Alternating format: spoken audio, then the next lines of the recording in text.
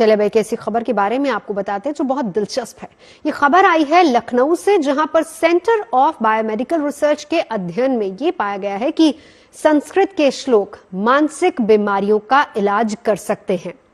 सीबीएमआर ने अपनी रिसर्च में पाया है कि संस्कृत के श्लोक सुनने से ब्रेन के कई हिस्से सकारात्मक रूप से सक्रिय होते हैं, जबकि किसी अन्य भाषा के मामले में ऐसा नहीं है। यह रिसर्च कितने लोगों पर कैसे की गई और इसके नतीजे कैसे निकले हैं, आपको इस रिपोर्ट में दिखाते हैं।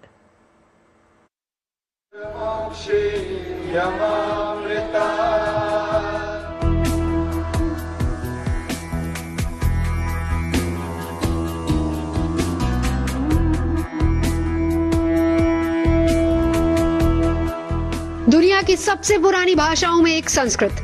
जिसके श्लोक मानसिक बीमारियों को दूर कर सकते हैं। ये दावा है लखनऊ के सेंटर ऑफ बायोमेडिकल रिसर्च के वैज्ञानिकों का,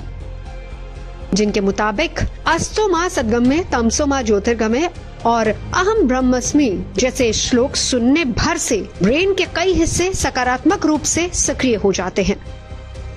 जबकि किसी अन्य भाषा के मामले में ऐसा नहीं है।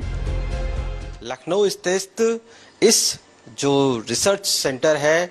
Biomedical centre of biomedical research institute Lucknow में स्थित है, जहां के वैज्ञानिकों ने यह पाया है कि जो श्लोक है उसकी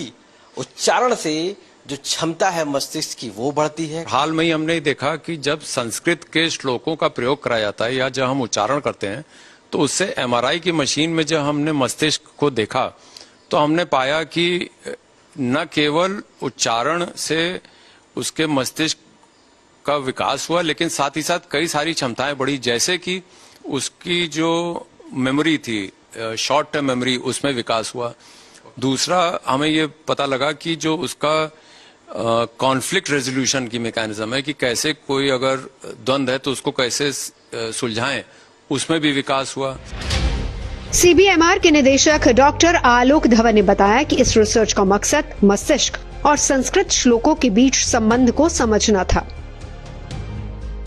जिसके लिए 44 लोगों पर इस रिसर्च को किया गया, जिन्हें 2 ग्रुप्स में बांटा गया था, जिनमें एक ग्रुप में संस्कृत के विद्वान शामिल थे, जबकि दूसरे ग्रुप में हिंदी और अंग्रेजी की भाषा को जानने वाले लोग थे, जिन्हें संस्कृत का ज्ञान नहीं था। साथ ही संस्कृत के श्लोकों का प्रभाव जांचने के लिए गीता और वेदों से भी कुछ श्लोक लिए गए। इसके अलावा बिना अर्थ वाले संस्कृत के शब्दों को लेकर बनावटी श्लोक भी बनाए गए और इसके बाद दोनों ग्रुप के लोगों को बारी बारी से दोनों तरह के श्लोक सुनाए गए।